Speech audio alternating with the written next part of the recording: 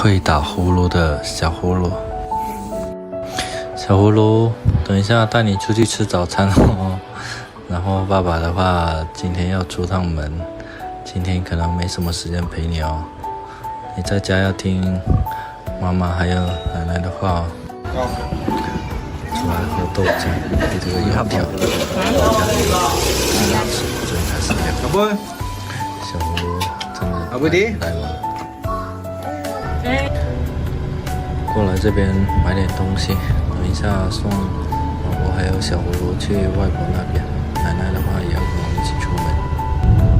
下午的话出发去，我们这边的习俗都要去祭祖的，现在的话过去祭祖。到达了地方，记得小的时候过来这边，小时候爸爸妈妈过来这边都是踩单车过来的。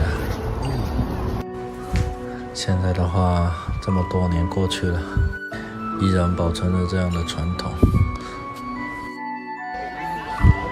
我们的祭祀，这么多年的历史了，渐渐的也成为了我们身边的人的一种习惯，无关迷信。这边的话都有乡亲父老赞助，这些水的话都随便喝。晚上回来的时候顺便买了一杯酒。现在等我们过来，这边吃那个小火粥，晚上算是有福了。小侄子在汕头带了肠粉过来，今天没有陪小葫芦，他现在睡觉都打呼噜了。他妈妈说他今天玩得很开心，很兴奋啊。现在这样开着灯，他就睡着了，然后还打呼噜打得这么大声。